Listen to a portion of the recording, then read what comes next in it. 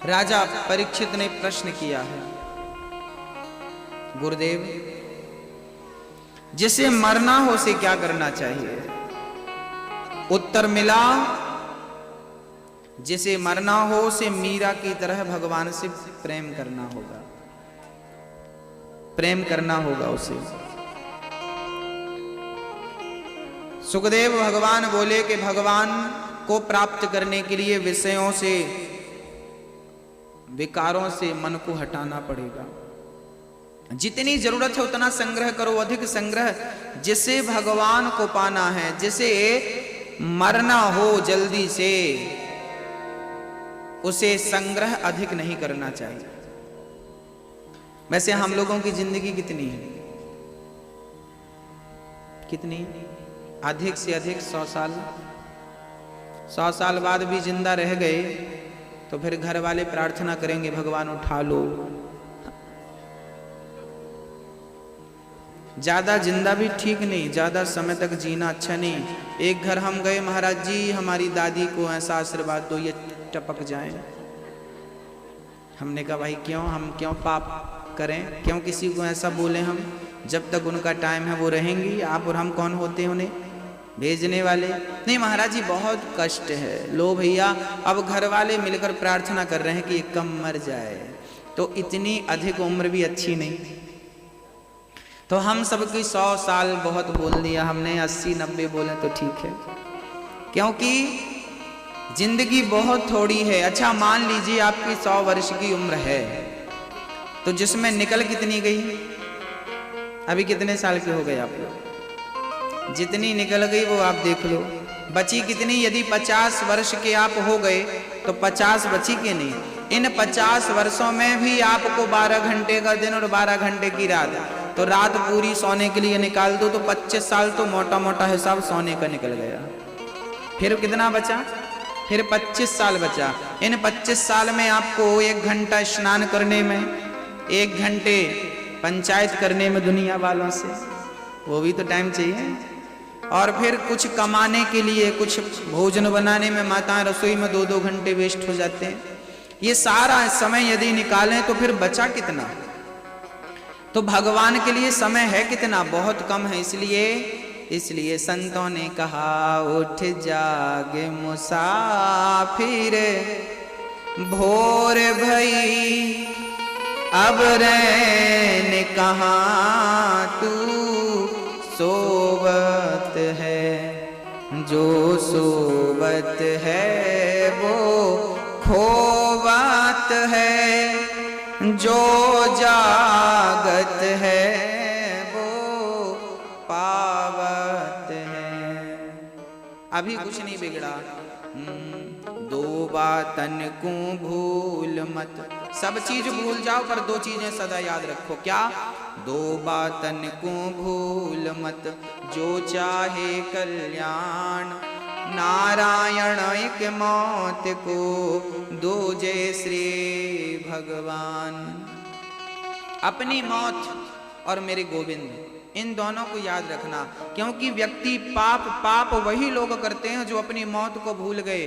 अब बताइए, जैसे जज साहब ने फांसी की सजा दे दी हो, कल आप इसे फांसी पर लटकाओ, जिस व्यक्ति को कल फांसी पर लटकना हो उससे कहो कि आज बढ़िया गद्दे हैं, बढ़िया मखमल के बढ़िया बिस्तर है, फूलों की सेज है, जाकर सो जा, तो क्या सोएगा? नींद आएगी?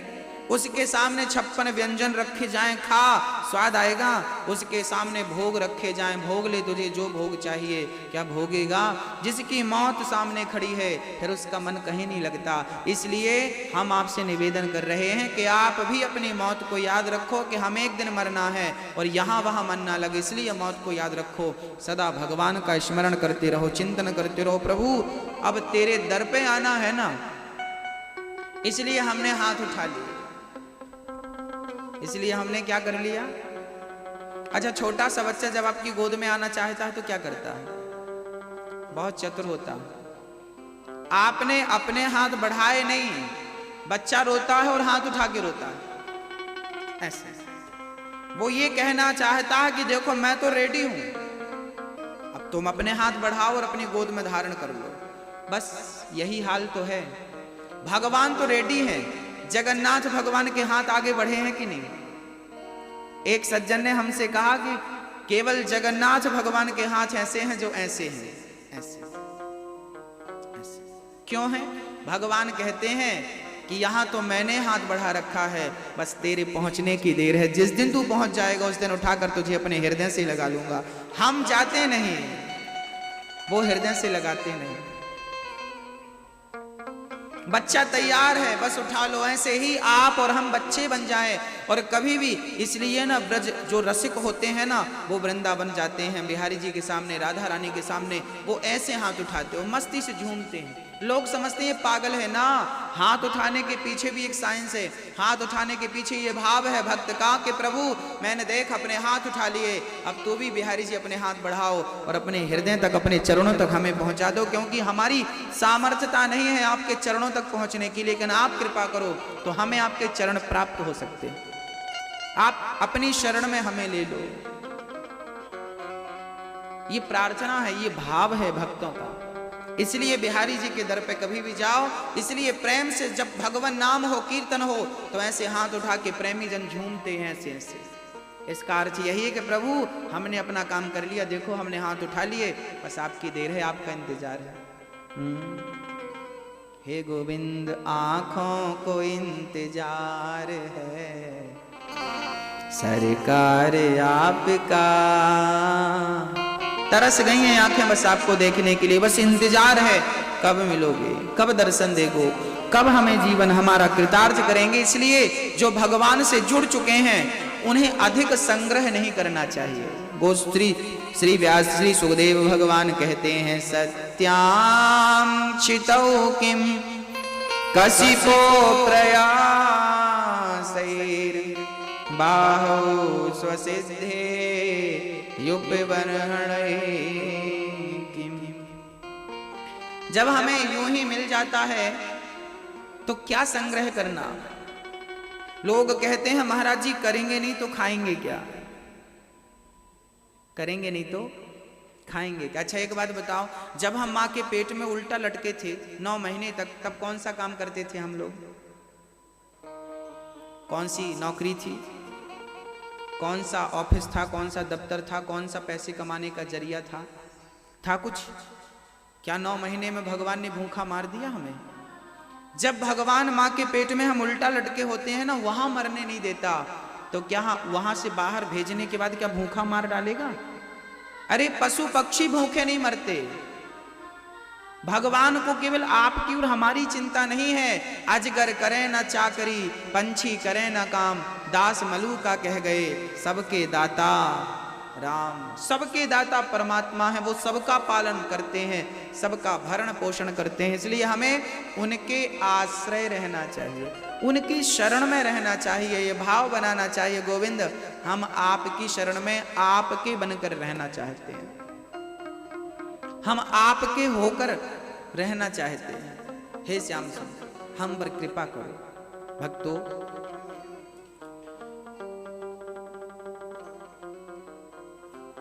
शरण मिल जाएगी यदि प्रेम हो गया, इसलिए अधिक संग्रह नहीं।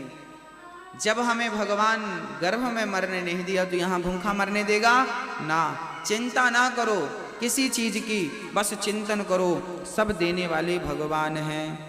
सुखदेव भगवान कहते हैं, राजन जिसे जो चाहिए उसे उस देवी देवता की पूजा करना चाहिए। जिसे ब्रह्म तेज चाहिए वो बृहस्पति की पूजा करे, जिसे लक्ष्मी चाहिए वो माया देवी की पूजा करे। जिसे जो चाहिए उनका अलग अलग देवता है, अलग अलग देवी है। लेकिन अंत में सुखदेव भगवान कहते हैं, अकामः सर्व कामो वा मोक्ष कामा उदारधि। जिसे भगवत प्राप्ति चाहिए, जिसे सब कुछ चाहिए, वो केवल नारायण की उपासना करे। जो नारायण की उपासना करते हैं उन्हें तेज भी मिलता है, लक्ष्मी भी मिलती है, संतान भी मिलती है, सुख भी मिलता है, समृद्धि भी मिलती है, नाम भी मिलता है, यश भी मिलता है। जो चाहिए वो सब कुछ मिलेगा, बस भगवान की शरण में जाने की देर है। जीने को तो पशु पक्षी भी जीते हैं, पर मनुष्य जीवन केवल भगवत प्राप्ति के लिए हमें ईश्वर ने दे रखा है। तब परीक्षित ने प्रश्न किया, गुरु भगवान, भगवान सृष्टि कैसे करते हैं? तब सुखदेव जी ने भगवान को स्मरण किया, नमः परस्मै पुरुषाय भूयसे सदुद्भव स्थान निरोध लीलया। प्रणाम किया है श्री सुखदेव भगवान ने, भगवान नारायण को प्रणाम किया और उन्होंने सृष्टि का वर्णन सुनाया। परीक्षित, सबसे पहले जब कुछ नहीं था तब एकमात्र ईश्वर थे। अच्छा बताइए, जब ये प्रपंच नहीं था, जब कुछ नहीं था, तब कौन था? जब कभी कभी आप सोचते हैं ना कि जब ये पृथ्वी नहीं रही होगी तब कौन रहा होगा, तो आज आपको बता दें, जब कुछ नहीं था तब परमात्मा थे। आज सब कुछ है तो भी परमात्मा है। जब कुछ नहीं बचेगा तो एक ईश्वर शेष बचेगा। कैसे? जैसे सोना, गोल्ड। अच्छा, गोल्ड आभूषण बनने के पहले क्या होता है? सोने की बिस्किट ले आओ, सोने जी को दे दो, भाई साहब इसकी चूड़ी बना दो, मंगलसूत्र बना दो, बाले बना दो, ये आइटम बना दो, 15-20 जो भी आप बोले सब बना देगा। अच्छा, आभूषण बन गए, ये बन गए बाले, ये बन गए कान के झुमके, ये बन गया हार। अब जब ये हार नहीं बना था तब क्या था? वो तब सोना ही था ना, गोल्ड ही था। अच्छा, हार के अंदर क्या है? क्या है? गोल्ड ही है। हार और गोल्ड ही है ना, वो भी गोल्ड है। अब सारे आभूषण उठाओ और भट्टी में डाल दो तो आभूषण तो खत्म हो जाएगा, आभूषण का आकार तो खत्म हो जाएगा, पर गोल्ड खत्म होगा क्या? हाँ नहीं। हम अंगूठी निकाल कर भट्टी में डाल दें, हार निकाल के भट्टी में डाल दें तो हार खत्म होगा, अंगूठी का आकार खत्म होगा, लेकिन गोल्ड खत्म नहीं होगा। ऐसे ही जैसे सोना ही आभूषण बनता है, आभूषण बनने के पहले गोल्ड था, आभूषण बना तो भी गोल्ड है, और आभूषण नाम की कोई चीज ना रहेगी तो भी क्या बचेगा?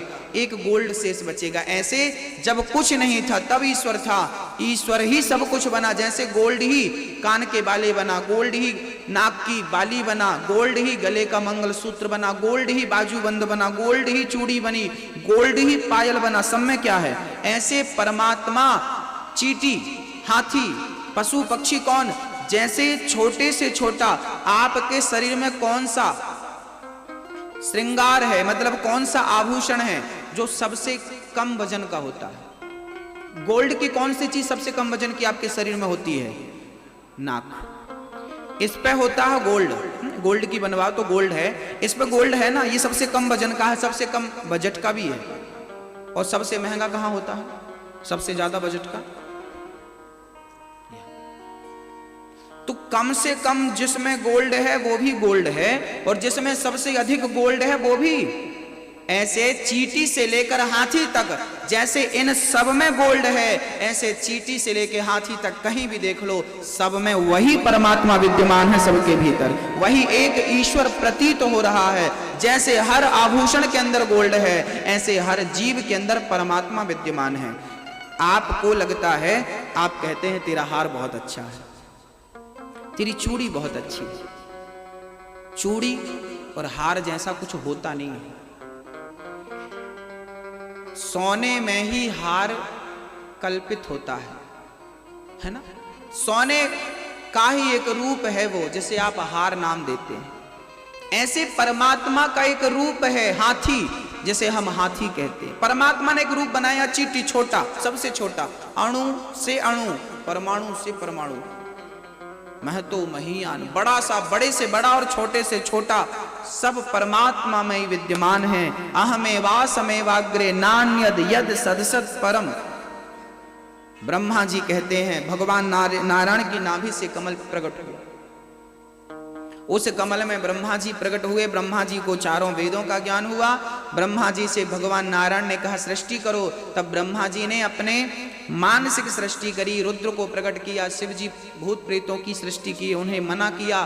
तब ब्रह्मा जी ने अपने शरीर के एक अंग से मनु और दूसरे अंग से उन्होंने शतरूपा का जन्म दिया, शतरूपा को जन्म दिया। मनु शतरूपा ने सृष्टि प्रारंभ करी, पृथ्वी का पता नहीं, तब ब्रह्मा जी को छींक आई और ब्रह्मा जी के नासिका से एक बाराह निकले भगवान बाराह, और हिरण्याक्ष को मार के बाराह भगवान ने पृथ्वी की स्थापना करी। बोलिए बाराह भगवान की जय। अब बाराह भगवान ने स्थापना कर दी। अब मनु और शत्रुपा ने मैथुनी सृष्टि प्रारंभ करी। इस मैथुनी सृष्टि में सबसे पहले स्त्री का जन्म हुआ, इसके पश्चात पुरुष का जन्म हुआ। कोई प्रश्न करे, एक सज्जन हमसे पूछने लगे, महाराज जी पहले मुर्गी आई कि अंडा आया? हमने कहा कि भाई देख, पहले तो ये जानना है कि पहले तेरी मम्मी आई कि पापा। तो ये जानने हम निकलेंगे तो पता क्या चलेगा, जब शास्त्रों का अध्ययन करेंगे तो पता चलेगा कि इस सृष्टि में सबसे पहली स्त्री का जन्म हुआ, ना कि पुरुष का। पुरुष बाद में आया। पहली स्त्री का नाम क्या है? हम सब किसकी संतान है? हम सब मनुष्य है ना। हमें मनुष्य कहा जाता है ना, तो मनुष्य अर्थ होता है हम सब मनु की संतान है। मनु की संतान को मनुष्य कहा जाता है। हम सब मनु की संतान है। और मनु की पहली बेटी का नाम था आकुति। ये जब सृष्टि प्रारंभ हुई ना, तब की घटना है। आकुति, देवहूति और प्रसूति नाम की 3 कन्या हुई। 2 बेटे हुए, प्रियव्रत और उत्तानपाद नाम के 2 बेटे हुए। आकुति का विवाह रुचि प्रजापति से हुआ, जिनके यहां यज्ञ भगवान प्रकट हुए। और देवहूति का विवाह है छाया पुत्र, ब्रह्मा जी के छाया पुत्र श्री कर्दम जी से देवहूति का विवाह संपन्न हुआ। देवहूति के गर्भ से 9 कन्याएं प्रकट भईं। कर्दम जी और देवहूति का बड़ा अद्भुत दर्शन है, अद्भुत दर्शन। 9 बेटियां प्रकट भईं।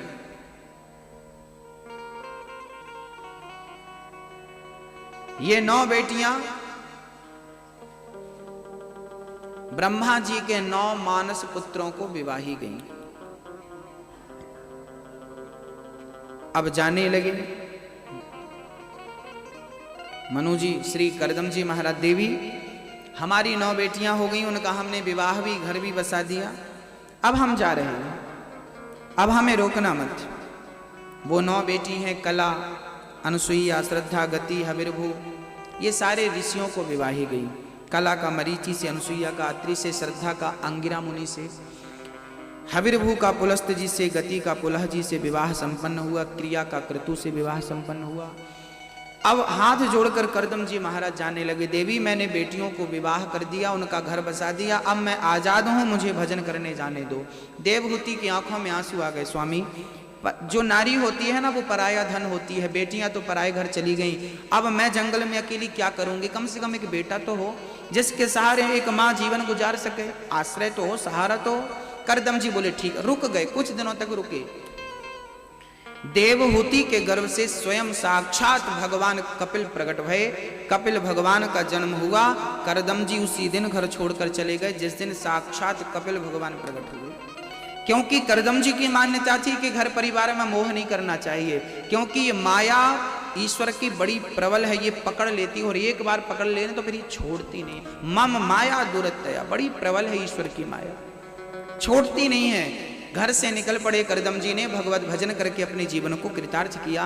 अभी कर्दम जी अभी कपिल भगवान केवल 8 वर्ष के थे। एक दिन कपिल भगवान बैठे थे, माँ देवहूति सामने हाथ जोड़ करके खड़ी हो गई, चरणों में प्रणाम करने लगी। निर्विण्णाम नितिराम भूमन सदिन्द्रिय तर्षणात् येन संभाव्यमानेन प्रपन्नान्धं तमः प्रभु। महाराज देवहूति ने कहा, प्रभु ये जो मेरी इंद्रियां हैं ना, ये मेरे वश में नहीं है।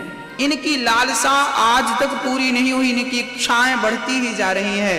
हे प्रभु तम त्वागताहम शरणम शरण्यम स्वभृत्य संसार तरो कुठारम, मैं आपकी शरण में हूँ प्रभु, मेरा मार्गदर्शन करो। कपिल भगवान कहते, माँ स्थान पर बैठ जाइए, बैठ जाइए। बैठाला और कहा कपिल भगवान ने, माँ मैं आपका पुत्र हूँ और आप मेरी माँ होकर मुझसे प्रश्न करती हैं। देवहूति ने कहा प्रभु आप बने बेटे हो पर हो सबके पिता। मैं समझ गई कि आप परमपिता परमात्मा मेरे गर्भ से प्रकट भये हैं, मुझे कृतार्थ करने के लिए महाराज मुझे ज्ञान दो। आज कपिल मुनि ने जो ज्ञान दिया अपनी मां को, उसी ज्ञान का नाम है सांख्य शास्त्र, सांख्योपदेश। ये भागवत का सबसे कठिन सब्जेक्ट है। अब सुना रहा हूं मैं आपको, कितने % समझ में आता है वो आपकी बुद्धि और विवेक पर निर्भर करेगा। बहुत गंभीर होकर समझिएगा। मां देवहूति हाथ जोड़कर कह रही हैं प्रभु मेरा मन वश में नहीं है, मेरी इंद्रियां वश में नहीं है। अच्छा ये प्रश्न केवल देवहूति का है ऐसा नहीं है, ये प्रश्न हम सभी का है, क्योंकि हमारी इंद्रियां और हमारा मन भी तो हमारे वश में नहीं है ना, हमारा मन भी तो भटकता रहता है। तब कपिल भगवान कहते हैं मां जिसे मन वश में करना हो उसे मेरी बातों को ध्यान से सुनना चाहिए। क्या सुने महाराज? तब कपिल भगवान कहते हैं तितिक्षवः कारुणिकाः सुहृदः सर्वदेहिनां अजात शत्रवः शांता साधवः साधुभूषणः।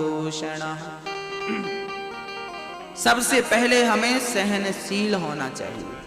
मां हमें सहनशील बनना चाहिए। अच्छा कपिल भगवान हमें क्या बनाना चाहते हैं? फौलादी बनाना चाहते हैं। छोटी छोटी बातों में बिगड़ नहीं जाना चाहिए। अहंकार और क्रोध का स्थान आपके अंदर नहीं होना चाहिए। हम तो कहते हैं अंदर काम क्रोध लोभ मोह को सबको निकाल फेंको, केवल भगवान की भक्ति को भगवत प्रेम को अपने हृदय में बसाओ बिठाओ। तितिक्षवः मतलब सहनशील बनना। कारुणिका सबके लिए आपके हृदय में करुणा हो।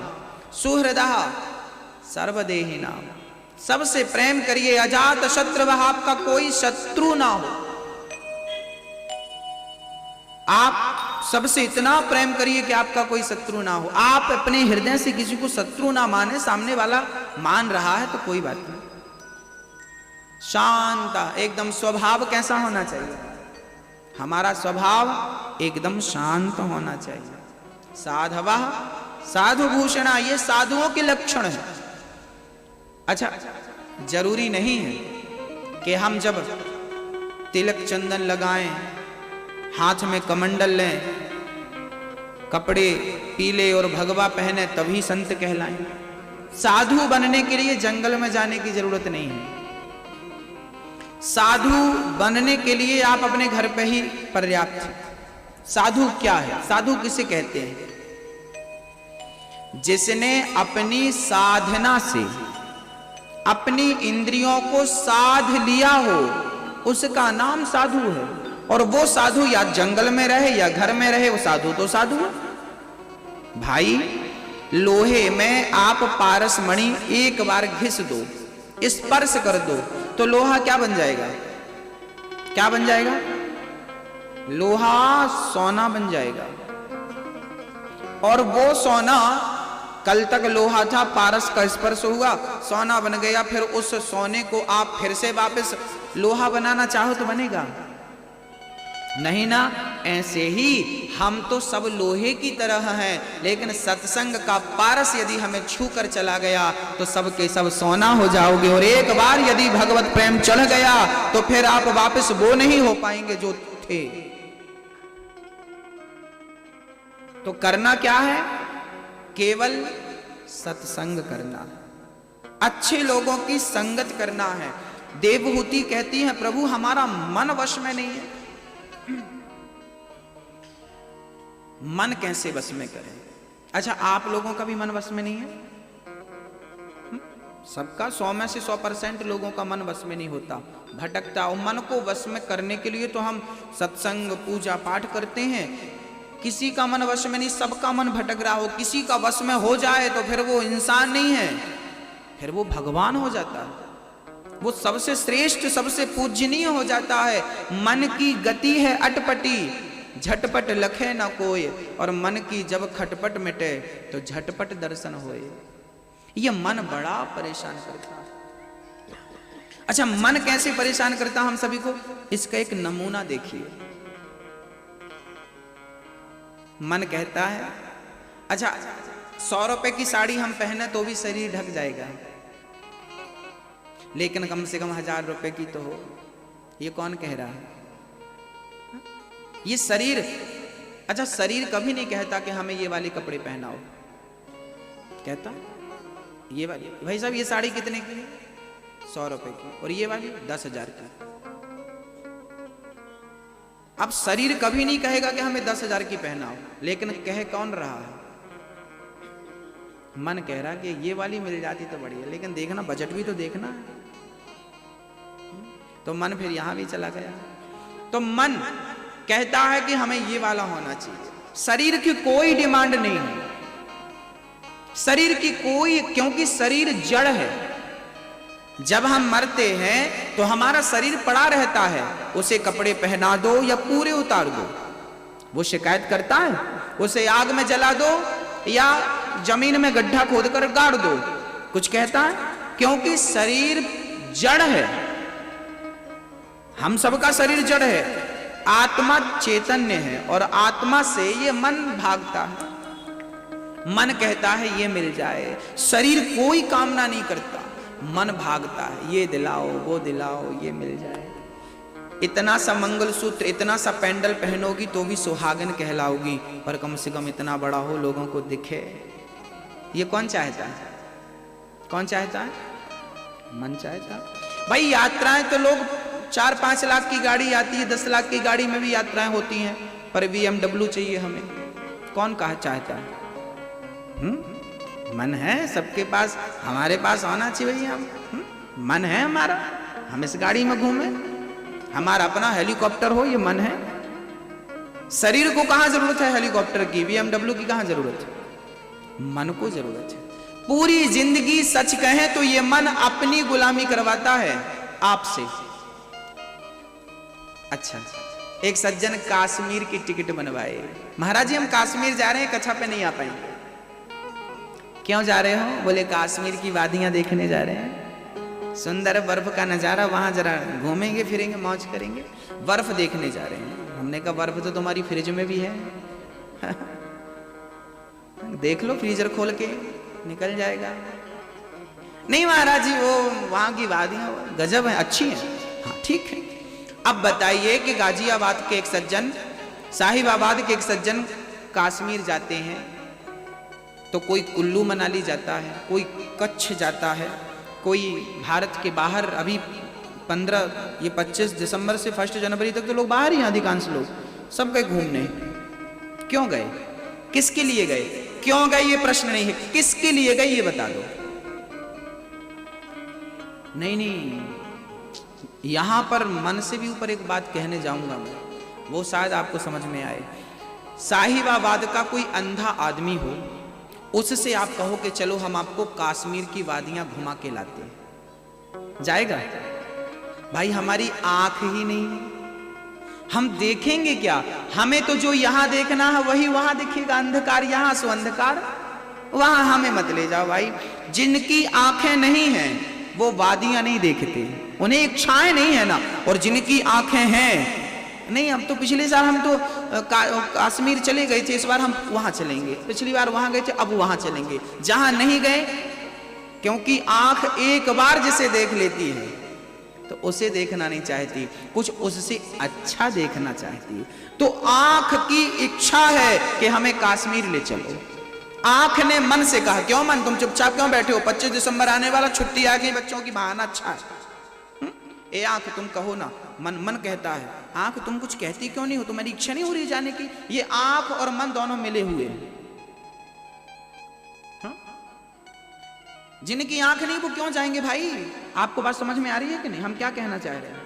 तो आंख की इच्छा है, आंख को संतुष्ट करना है। साहब आ गए घूम के, लो भैया आ गए, हाँ आ गए, क्या देगा, बहुत बढ़िया महाराज, यहाँ क्या है, दिल्ली मुंबई कुछ नहीं, उसके सामने क्या वादियाँ, क्या नज़ारा था, क्या पूरी बर्फ की चादर ढकी थी, पूरा सफ़ेद सफ़ेद, तो हम लोग तो फिसल रहे थे, बड़ा मौज कर रहे थे, बड़ा आनंद आया हमें।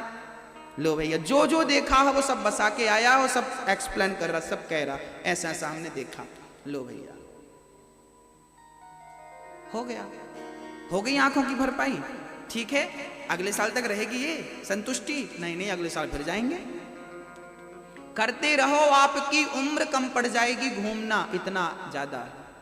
देखते देखते बुढ़े हो गए, बुढ़ापा आ गया, पर क्या देखने की इच्छाएं पूरी हुई? खाते खाते बुढ़ापा आ गया, दांत टूट गए, नकली लगवाना पड़ा, लेकिन क्या खाने की इच्छाएं पूरी हुई? सुनते सुनते कान बहरे पड़ गए, मशीन लगाई, क्या सुनने की इच्छाएं पूरी हुई? बताइए। शरीर पूरा हो जाता है, पर शरीर की जो मन की इच्छाएं हैं वो कभी पूरी? सच कहें भक्तों, ये मन ना हमें परेशान करता है। हम मन के गुलाम बन गए, इसलिए संत कहते हैं मन के गुलाम मत बनना, मन को अपना गुलाम बनाना, और मन के अधीन मत रहना, मन को अपने अधीन करना। जो मन के अधीन है वही परेशान है, जिनके अधीन मन है वो दुनिया के सबसे अमीर खुशनसीब व्यक्ति। मन के हारे हार है, मन के जीते जीत, और मन ही मिलावत राम से, और मन ही करत फजीत। याद रखना, ये मन जिम्मेदार है हमारी मुक्ति का, हमारे मोक्ष का, और हमारे को नरक ले जाए तो ये मन जिम्मेदार है। कोई जिम्मेदार नहीं है, मन जिम्मेदार है। मन क्या है? मन क्या है? लोहे का एक, माना कि ये लोहा है, लोहे का एक टुकड़ा पानी में डालो ना, डूब जाता है। लोहे का एक टुकड़ा पानी में डूब जाता है, लेकिन वही लोहा जब नाव से जुड़ जाता है ना, बड़ी बड़ी नौकाओं में आपने देखा होगा, बड़ी बड़ी नौकाओं में, बड़ी बड़ी नाव में लोहा जड़ा होता है। अब बताइए, जो लोहा नाव की संगत कर लेता फिर वो डूबता नहीं है, वो समुद्र को पार कर लेता है, और हजारों लाखों टन माल भर दो तो पार लगा देता है। हाँ या ना? एक लोहे का टुकड़ा पानी में डूब जाता है, पर वही लोहा नाव से जुड़ जाए तो आपको, हमको, सबको पार लगा देता और खुद भी पार पहुंच जाता है। बस यही हाल मन का है। ये मन यदि संसार में लगाओगे तो ये डूब जाएगा, डुबा देगा, पर सत्संग की नौका से, भगवान के चरणों से जोड़ दोगे तो ये मन भवसागर से पार हो जाएगा और आपको कर देगा। ये मन डुबाता भी है और ये मन पार भी लगाता है। अब मन कहां लगाना है वो आप बुद्धिमान है, आप पर निर्भर है। ईश्वर ने आपको स्वतंत्र किया। एक सज्जन हमसे बोले, महाराज जी सब कुछ भगवान करते हैं। हमने कहा सब कुछ करते हैं, भगवान की मर्जी के बिना पत्ता नहीं हिलता। यदि इसको इस नजरिए से देखें कि भगवान की मर्जी के बिना पत्ता नहीं हिलता, तो एक बात सामने खड़ी हो गई कि चोर जब चोरी करता है तो शायद भगवान की मर्जी हो। हाँ, क्योंकि यहां तो गीता में लिखा ना, भगवान की मर्जी के बिना पत्ता नहीं हिलता। तो चोर चोरी कर रहा है तो भगवान की मर्जी, बेटा अपने माँ बाप पर अत्याचार कर रहा है तो भगवान की मर्जी, बहू अपनी सास को मार रही है तो भगवान की मर्जी। इसमें भगवान की मर्जी ना, यहां भगवान की मर्जी नहीं है। यहां इस विषय को बहुत गंभीरता से समझना पड़ेगा। ये तो सही है कि हर चीज परमात्मा की मर्जी से होती है, पत्ता भी परमात्मा की मर्जी से हिलता है। यदि वो हिल रहा है तो ईश्वर की मर्जी है, और नहीं हिल रहा है तो मर्जी नहीं है। तो फिर हम जो कर रहे हैं वो भी मर्जी होगी। हाँ, कुछ चीजों में ईश्वर की मर्जी होती है, कुछ चीजों में ईश्वर की मर्जी नहीं होती। जैसे एक एग्जाम्पल से हर चीज हम समझें। आपकी एक गाड़ी है और वो गाड़ी ड्राइवर चलाता है। आपने ड्राइवर को बुलाया, ड्राइवर यहाँ आओ, एक काम करो, हमारे गेस्ट आने वाले हैं, जरा एयरपोर्ट ले जाओ गाड़ी और वहां मिलेंगे, ले आएंगे। जी, आपकी मर्जी के बिना आपकी गाड़ी चलती नहीं। आपकी मर्जी से ड्राइवर चलता है कि नहीं? बहुत समझदारी से समझना, यदि समझ में आए तो सिर हिलाना, ऐसे ऐसे ऐसे मत हिलाना, हाँ, और ऐसे तो बिल्कुल मत हिलाना। बोलो राधे राधे। आपकी गाड़ी आपकी मर्जी से चल रही है कि नहीं? जहां कहेंगे ड्राइवर वहां ले जाएगा। आपकी मर्जी के बिना कहीं ले जाएगा? कहीं नहीं ले जाएगा। हाँ, आपकी गाड़ी आपकी मर्जी से चल रही है, लेकिन वो गाड़ी ड्राइवर ले जा रहा था, तभी गाड़ी का संतुलन बिगड़ा, मतलब ड्राइवर का संतुलन बिगड़ा और गाड़ी जाके बड़े से गड्ढे में गिर गई।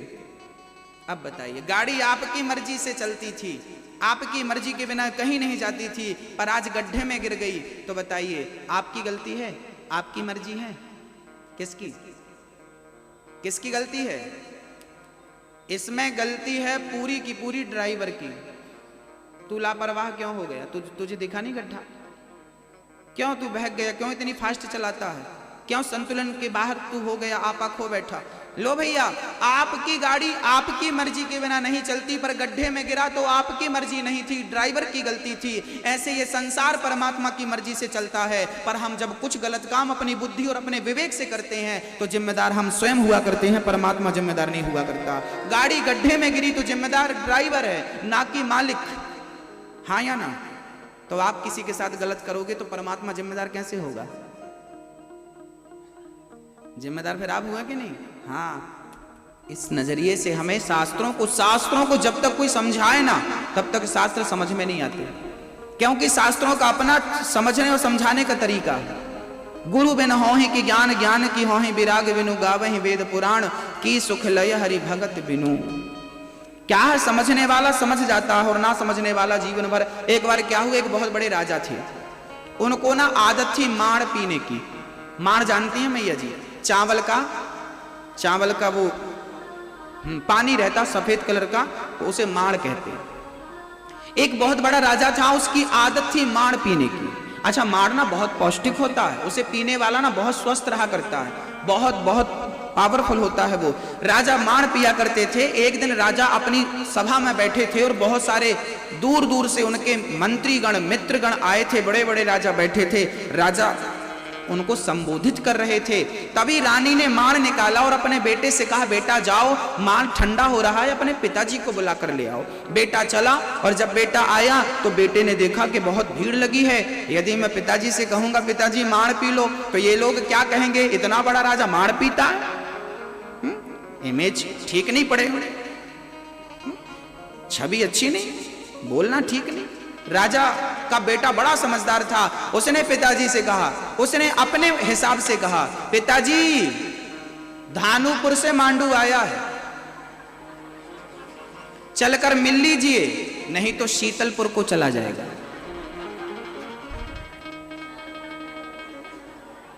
समझ गए ना? धानुपुर से मांडू, चावल का माड़ आया है, माड़ निकला है, जल्दी चल के मिल लो, मतलब पी लो, नहीं तो शीतलपुर मतलब ठंडा। राजा बोले ठीक है बेटा मैं आता हूं। राजा बोले भाई मैं अभी आता हूं, 2 मिनट। राजा साहब गए और जब राजा गए ना तो वो मंत्री चकित, भैया ये धानुपुर कहाँ है? एक बोला होगा कहीं आसपास होगा कोई मांडू नाम का आदमी आया होगा, पास में कोई शीतलपुर होगा, चला जाएगा। राजा तो समझ गए बेटे की बात, पर जो बैठे थे ना वो नहीं समझ पाए। वेद भी ऐसी ही बातें करता है, जो गुरु परंपरा से जुड़ा होता है वो वेदों की पुराणों की बातें अच्छे से समझ पाता है, जो नहीं पढ़ा होता वो तर्क कुतर्क करते जिंदगी गुजार देता है। ये कैसा, वो कैसा, ये कैसा, वो कैसा। एक मैया जी हमारे पास आ गई, महाराज जी हम रामचरितमानस पढ़ती हैं पर एक चौपाई कभी नहीं पढ़ती, हमें पसंद नहीं है। अच्छा, तुलसीदास जी की चौपाई आपको पसंद नहीं आ रही है, कौन सी जरा बोलो। बोले महाराज जी लिखा है ढोल गवार,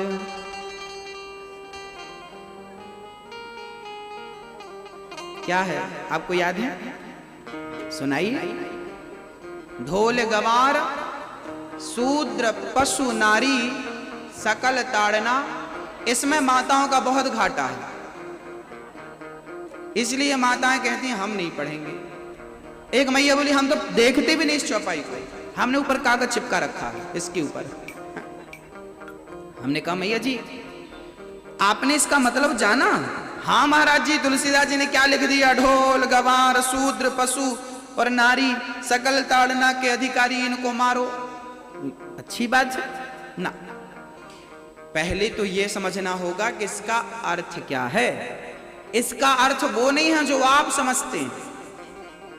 जब तक किसी गुरु के चरणों में नहीं बैठोगे तब तक इसका रियल अर्थ, ओरिजिनल अर्थ, जो तुलसीदास जी का जो भाव, जिस भाव से उन्होंने लिखा है वो आप तक नहीं पहुंचेगा। लोग तो समझते हैं कि ढोल गवार शूद्र पशु नारियों को खूब मारना चाहिए, पत्नियों को खूब मारना चाहिए तो ऐसी सुधरती हैं, ऐसा पुरुष ये चौपाई बोल के कहता है। लेकिन इसका अर्थ ये नहीं है। इसका अर्थ क्या है सुनिए, बहुत गंभीरता से इसको सुनेंगे और मेरी बात आगे भी पेश करिए ताकि औरों को भी इसका यथार्थ अर्थ पता चले। ढोल गवार शूद्र पशु नारी सकल ताड़ना, अब ये बता दो कि ताड़ना मीन्स क्या होता है, ताड़ना अर्थ क्या होता है? हाँ, ताड़ना के एक अर्थ होता तो इसका एक ही अर्थ था, लेकिन ताड़ना के बहुत सारे अर्थ हैं। अब देखिए हिंदी साहित्य कितना गंभीर है। मैं एक वाक्य कहता हूं आपसे, आप समझिएगा। भाई साहब, हम तो ठंडियों में भी दोनों टाइम नहाते हैं। अब कोई कहे महाराज जी फिर आप गर्मी में नहीं नहाते होंगे। आदमी इतना कह के बात पूरी कर ले कि हम सर्दियों में भी दोनों टाइम नहाते हैं। इसका अर्थ क्या है? इसका अर्थ यह है कि हम सर्दियों में भी नहाते हैं, तो आप कल्पना कर सकते हैं कि गर्मी में भी हम दोनों टाइम ही नहाते होंगे। कहने की जरूरत नहीं पड़ी ना? पड़ी क्या? कहने की जरूरत पड़ी कि भाई हम सर्दियों में भी और गर्मियों में भी दोनों टाइम नहाते हैं। ये कहने की जरूरत नहीं, केवल इतना कह दो कि हम सर्दियों में भी दोनों टाइम स्नान करते हैं, तो इसका अर्थ सामने वाला समझदार क्या समझेगा कि भाई साहब ये सर्दियों में नहाते हैं तो गर्मियों में तो बात कहने की नहीं है। लेकिन मूर्ख आदमी, अरे राम, ये तो केवल ठंडियों बस नहाते हैं, गर्मी में तो नहाते ही नहीं। ऐसे ही शास्त्रों का अर्थ कुछ बात कही गई है और कुछ विवेकी अपने विवेक से समझ लें। आधी कह दी गई, आधी आप समझ लो, क्योंकि वो उसी से मिलती जुलती है। आप समझ गए। अब आते हैं ताड़ना शब्द में। ताड़ना का अर्थ होता है देखना। हमें उसने ताड़ लिया, ताड़ लिया। ताड़ लिया अर्थ गांव के लोग ना आज भी कहा करते हैं, फलाने ने हमें ताड़ लिया। ताड़ लिया अर्थ छिप करके देख लिया, मतलब देख लिया। ताड़ना अर्थ देखना। अब इसको प्रैक्टिकली चलते हैं। तुलसीदास जी ने 5 चीजों का नाम लिया है। ढोल मतलब ढोलक। ढोलक, आपने ढोलक बजाई कभी? भजन कीर्तन में ढोलक ना उतर जाती है सुर से, तो उसे ना चढ़ाते हैं। देखा ना, कभी रस्सी खींच रहे हैं, कभी हथौड़ी से चढ़ा रहे हैं। ये ढोलक से चढ़ाना पड़ता है। चढ़ाने के लिए क्या देखना पड़ता। उतर तो नहीं गई, ऐसे ऐसे सुर से उतर, सुर से उतर जाती है। उतर तो नहीं गई, देखना पड़ता है। हाँ हाँ देख लो, ढोल को देखना पड़ता है। उतर तो नहीं गई, उतर गई तो चढ़ा लो, है ना।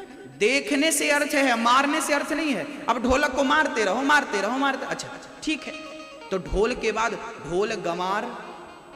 गमार आदमी शराब पी के आया है, हाँ, अच्छा आदमी नहीं है। इसे ना देखते रहो, गलत हरकत ना करे, गलत काम ना करे। हाँ, शराबी आदमी है ना, तो पत्नी नजर उठाकर देखती रहती है, कहीं मेरा मंगलसूत्र तो नहीं बेच रहा, चुरा तो नहीं लिया इसलिए। देखते रहो, ना कि मारते रहो। ढोल गमार शूद्र। जब आप काम करवाते हैं ना, कोई मल्टी बन रही है तो मजदूर काम करते हैं, तो मजदूरों को ना मालिक देखता है, ये काम ठीक ठीक कर रहे हैं या नहीं कर रहे हैं, बैठे तो नहीं है, टाइम तो वेस्ट नहीं कर रहे हैं, तो देखना पड़ता है, मारना ना। ढोल गमार शूद्र पशु। आपने कभी गैया तो नहीं चराई होगी, इसलिए आपको पता नहीं होगा। जो गैया चराता है ना, गौ माता चराने जाओ ना, तो गैया के पीछे ना बैठ करके, आगे कहीं भी बैठकर उसे देखना रहता है, कहीं किसी के नुकसान पर खेत पे तो नहीं चलेगी, कहीं ये फसल तो नहीं खा रही है, देखना पड़ता है। अब बताइए, क्या गोस्वामी जी ऐसा कह सकते हैं? क्या गोस्वामी जी के पास वो दिमाग नहीं था?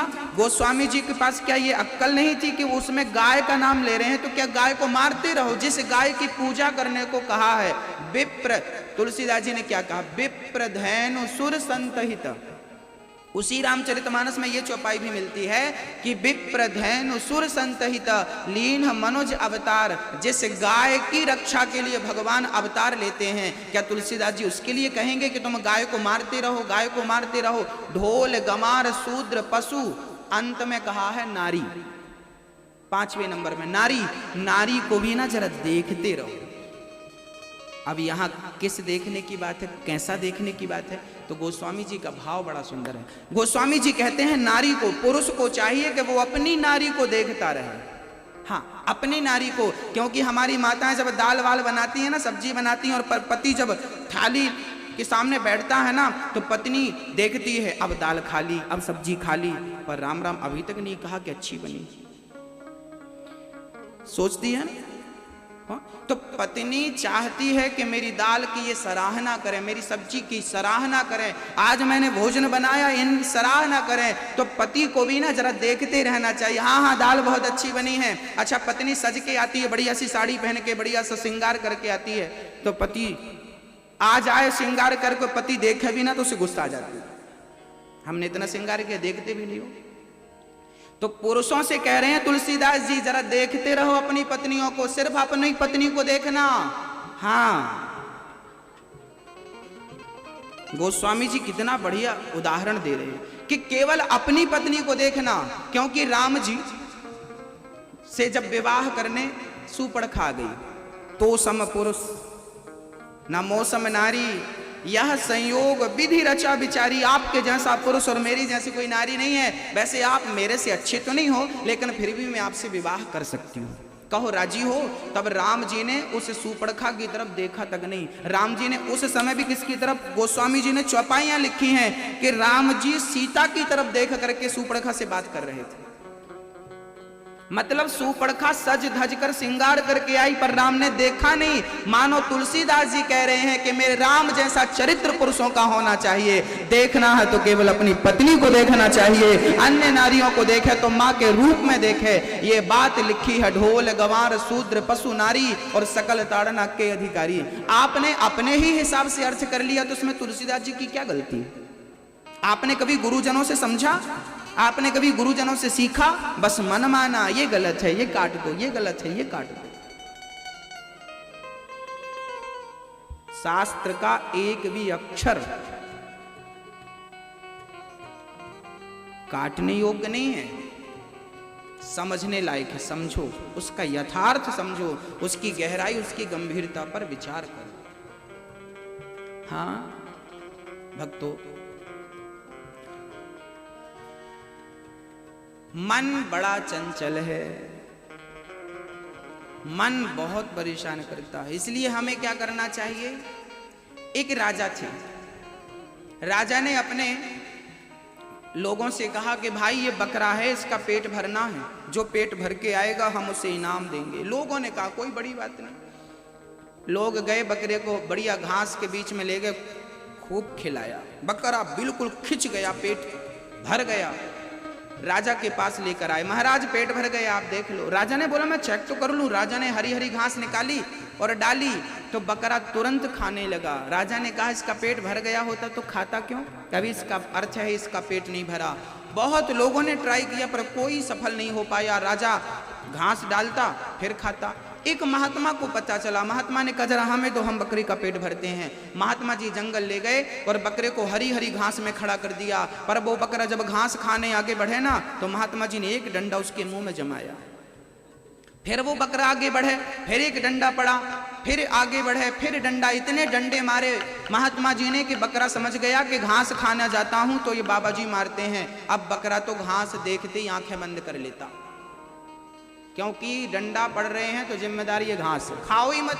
अब बकरा शांत, जब आंखें बंद कर लिया ना तो उसे डंडे नहीं पड़े। बकरा समझ गया कि सारी फसाद की जड़ घास। राजा संत समझ गए इसका पेट भर गया। शाम हुई, ले जाकर राजा के सामने, महाराज इसका पेट भर गया। राजा बोले इसका पेट तो बिल्कुल खाली है, ये देखो आप देखो। अरे महाराज जी पेट पे मत जाओ, आप तो घास डालो। राजा ने घास डाला तो बकरा तो दिन भर में आदी हो चुका था आंख बंद करने का। बकरा ने घास देखा और देखा बाबा जी खड़े हैं, तुरंत उसने आंखें मूंद ली, एक कदम आगे नहीं बढ़ाया। संत जी महात्मा के चरणों में गिर पड़े, प्रभु जो कोई नहीं कर सका वो आप कैसे कर दिखाए। संत बोले हमारा तो यही काम है, आप क्या सिखाना चाहते हैं? संत बोले कि जैसे बकरी का पेट कभी नहीं भरता, ऐसा हमारा मन बकरा है। इस मन रूपी बकरे का पेट भी कभी नहीं भरता। आपके पास अरबों खरबों की संपत्ति आ जाए तो भी क्या पेट भरेगा? अरे जिनके पास ऑलरेडी है, क्या उनका पेट भर गया? तो आपके पास आएगी इतनी संपत्ति तो आपका भर जाएगा ना। मन का पेट कभी नहीं भरता, तो फिर क्या करें? बोले मन का पेट जितना भरोगे उतनी भूख बढ़ेगी, उतनी इच्छाएं बढ़ेगी। इसलिए शास्त्र कहते हैं, संत कहते हैं, अपना मन भगवान में लगाओ और दमन करना शुरू करो। देखना इंद्रियों के न घोड़े बढ़े, इनमें संयम के हरदम ये कोड़े पड़े। संयम की लाठी उठाओ और अपने संयम से अपने मन को अपने वश में करो, क्योंकि मन किसी का तृप्त नहीं होता, इच्छाएं कभी पूरी नहीं होती। एक संयम से ही अपने मन को अपने वश में किया जा सकता है। इसलिए हमें और आपको संयमी बनना होगा। यदि मन को वश में करना हो तो एक ही उपाय है, संयमी बनो। नियम संयम, संयम कर जानते हैं संयम क्या होता है? अधिक लालसाएं ना हो, अधिक इच्छाएं ना हो। गोत्री कबीरदास जी कहते हैं, चाह गई चिंता मिटी, मनवावे परवाह। जिसको कछु ना चाहिए, सो ही शाहंसा। चाह गई चिंता मिटी, जिसके अंदर चाह है, इच्छाएं हैं, वही इस दुनिया का सबसे गरीब व्यक्ति है। और जिसकी इच्छाएं खत्म हो चुकी हैं, वही दुनिया का सबसे अमीर व्यक्ति है। कोई कामना नहीं, कोई चाह नहीं, कोई इच्छा नहीं। चाह खत्म हो जाए। भक्ति का स्वरूप क्या है? मां देवहूति।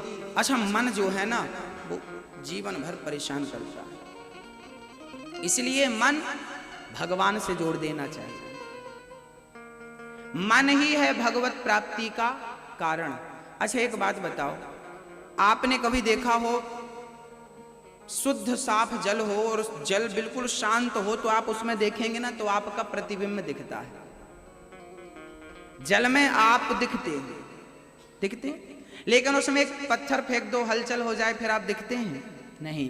पानी शांत होता है ना तो आपका प्रतिबिंब दिखता है। पानी में अशांति होती है, आप गायब हो जाते हैं। ऐसे मन जिस दिन शांत हो जाएगा, उस दिन आपके मन मंदिर में परमात्मा का दर्शन हो जाएगा।